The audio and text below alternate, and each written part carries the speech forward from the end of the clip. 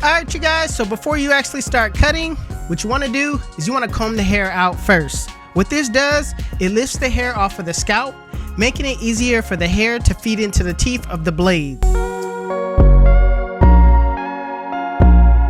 So my client wanted a 3 on top, so I went ahead and grabbed my 3 guard using my Andis Masters. The reason why I like using my Masters to cut down bulk is because it's a faster motor, and for me it just cuts down bulk a lot easier. So I'm going with the grain of his pattern, making sure that I go slow enough to where I don't, like, you know, run too fast over his hair and his snags. All right, I'm pulling down the ear, making sure I'm not running that blade on my client's ear and making it uncomfortable, you know what I mean? So make sure you you know, take all of that into account and make sure your client's safe while you cut.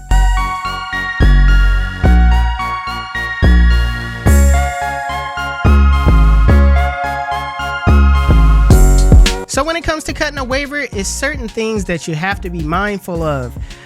First thing is that when your client asks for a certain guard length, it's important that you give him that guard length, because you don't really know what the purpose of why he wants to keep it super dark. You know what I mean? You might think in your head, if I cut him down to a 2, it'll look better. But as a waver, sometimes we would like it to be more thicker so that our waves could pop. You know what I mean? Not a lot of times when we cut our hair do we want it super flat on our heads. We want that definition to pop. We want the waves to actually show. So that's why my asked for this 3. You know what I mean? This is the perfect length that'll make his hair pop. If I went down any lower, I don't know, it might have been flat on his head and it probably would have looked, you know, his definition probably wouldn't have popped. So 3 is a perfect length to go with when it comes to any straight hair waver.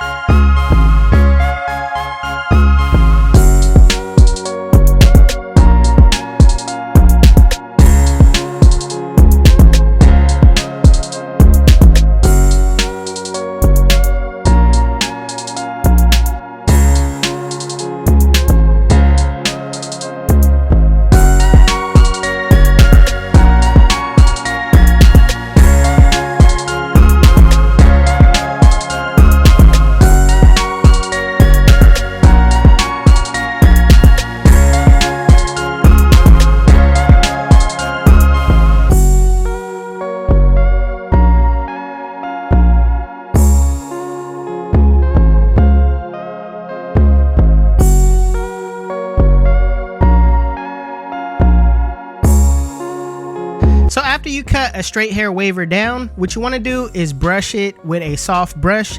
I'm using my 360 GZ V1 soft brush right now, just laying his hair down, make sure it's flat. You can pick this brush up at www.360gz.com. Link will be in the description.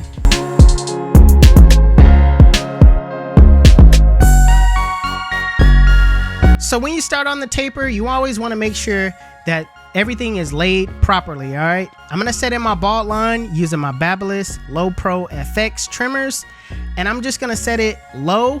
That way I have enough room to work with when I'm setting my guidelines, because he wants a low taper.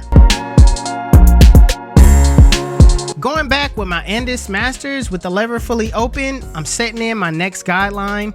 I'm going up about not even a ½ inch, but making sure that I use my corners and go over that guideline multiple times. That way it ensures that it's at that length.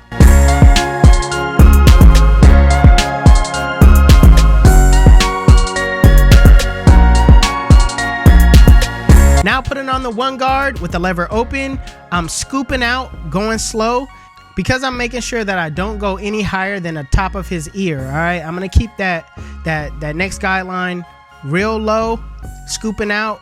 That way I'm blending into the bulk that's on top.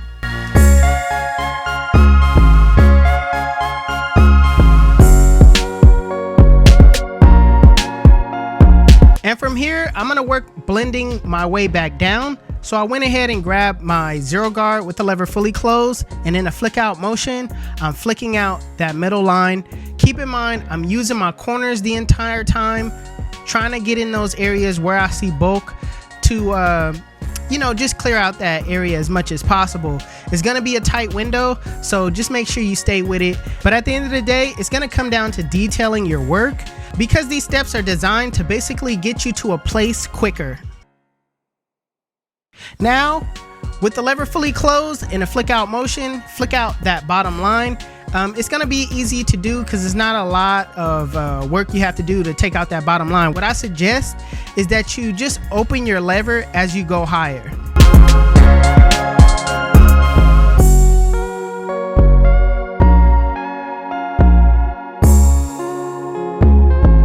So when it comes to working on the back, it's the same exact steps. The only difference is that I feel like I got a lot of room to work with, so it's easier to fade the back. So right now, I'm setting in my bald line, clearing out the rest of the bulk that's on the bottom, trying to make this line as neat and as straight as possible.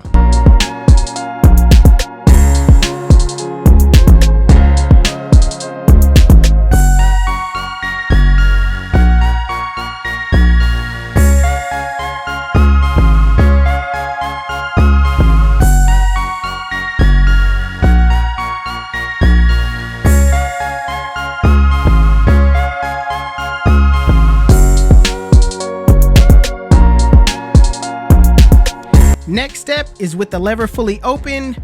I'm going up about a full inch, not like how I did on the sides. I kind of wanted to keep that taper low as possible. So right now I'm going up that full inch, making sure I go over the guidelines multiple times. That way it's at that length and I have to do very little detail work.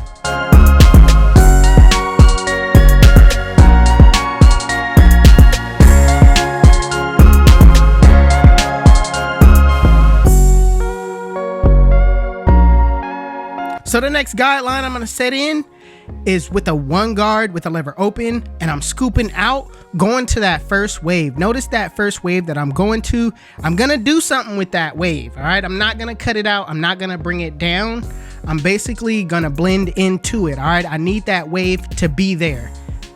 When you're cutting any wavers, do not cut the waves out, all right? Leave the wave where it is, all right? Even though it looks like I'm cutting it out, I'm not. I'm setting in my guideline. The wave is still there. I'm just gonna scoop into it so that wave could be there. As a straight hair waver, you want all your waves as much as possible. To cut a wave out is detrimental to a straight hair waver because you only got 3 or 4 anyway. You know what I'm saying? So to cut one out, that's a ding on you as a barber, all right? So save as much wave as possible. So right now you can see I got my lever closed and I'm basically shaping into that wave. You know what I mean? I'm not gonna cut it out. I'm just gonna kind of shape into it as if I'm doing an afro.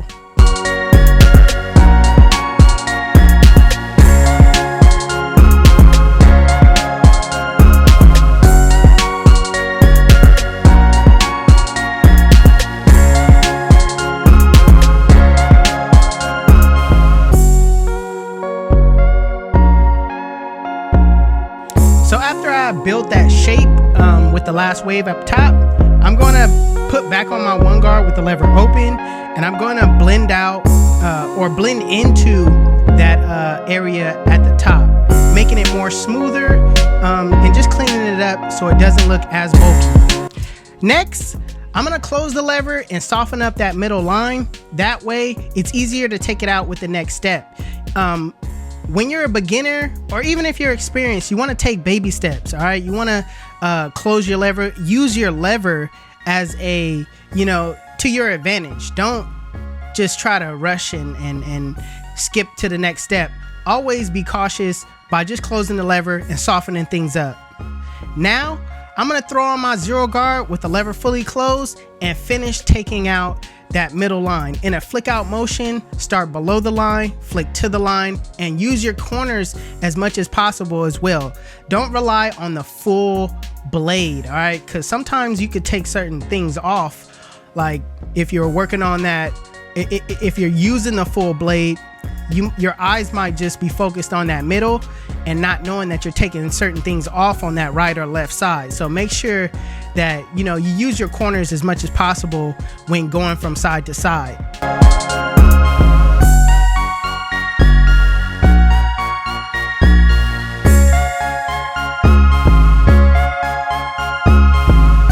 And lastly, as far as taking out these guidelines, lever fully closed in a flick out motion, flick out that bottom line. Keep in mind, I'm using my corners the entire time and I'm adjusting my lever as I go up. And as I do this, I'm also going to be detailing as I go. I'm going to get in those areas where I see bulk. What I like to do is I like to utilize the mirror when I detail. The mirror shows you a different perspective on the blend than just seeing it head on the whole entire time that you're fading. So if you don't have access to a mirror, you can't see a different perspective, you want to rest your eyes. Look away for a couple of seconds, come back to the blend, and just start detailing using your corners as thinning shears.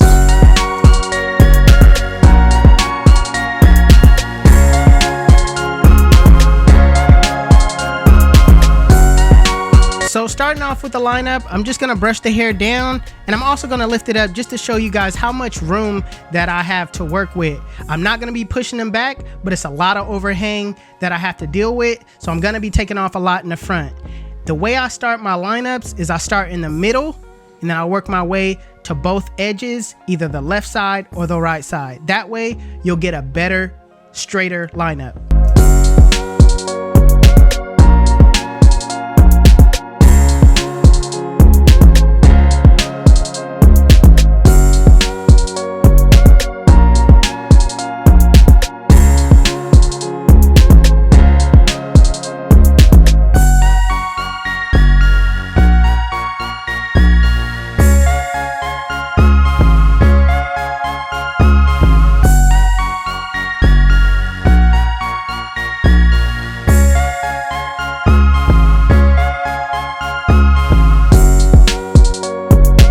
When it comes to doing a C-cup, I like to use only my corners. I do not use that full blade.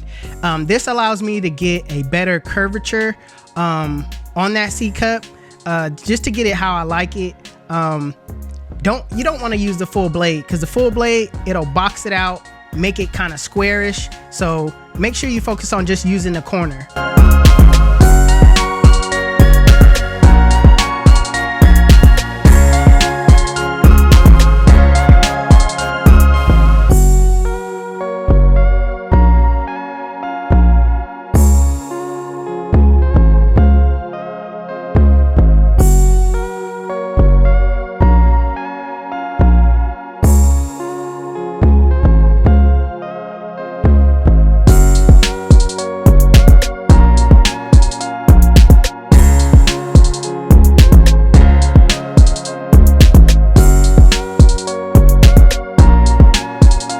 So when I'm doing the shape up around the ear, I start with my corner at the top, work my way over to the sideburn area, then I go with my other edge of my corner and work my way back down to the neck. Also, a little tip, don't just rely on that first lineup being it. Make sure you comb that thing back out, brush that thing back out, and just reline your client, especially as a waver. All right, once we go home and we brush our hair, the lineup is the first thing to get messed up. So make sure that you rebrush their hair and just make sure everything is nice and crispy, because we will go home to brush our hair. We still want our lineup to be fresh and everything to be in place.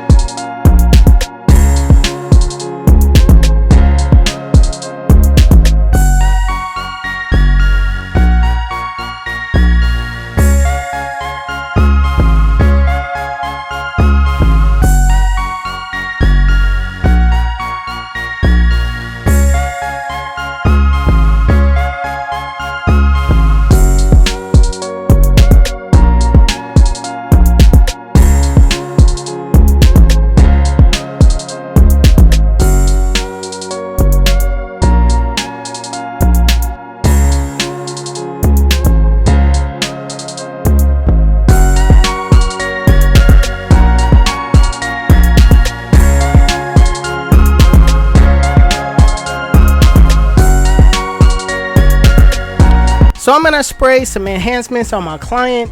The mixture that I use for the enhancements is Kiss Express. I use Kiss Express Black, 50% Kiss Express, 50% alcohol. All right, when I spray my enhancements, I'm basically spraying the card first and just letting the residue hit the lineup. All right, that's the goal. To all my students out there, honestly, you should learn how to give a natural, fresh cut before you start using enhancements. The worst thing you could do is just start learning how to cut hair and throw some enhancements on an okay cut. Learn how to cut hair, master that art of cutting hair first, master your craft, then start using enhancements to step it up. To all my waivers or anybody else that wants to book with me, go to my Instagram 360Jeezy, click the icon book now in my IG profile, cause I can make you look like God did. YouTube, this is the cut. And if you like it, make sure you give it a thumbs up. If you're new to my channel, please hit that subscribe button. Also, Hustle Dreams Production, that's my brother, he does all my beats. His IG will be linked in the description below. Make sure you guys go give him a follow. Also, if you want to know where you can find any tools that you've seen in this video, links will be in the description below. Otherwise, you guys can follow me on Instagram and TikTok. My TikTok is official360Jeezy and my Instagram is 360Jeezy. But it's your boy 360Jeezy, and I'm out of here.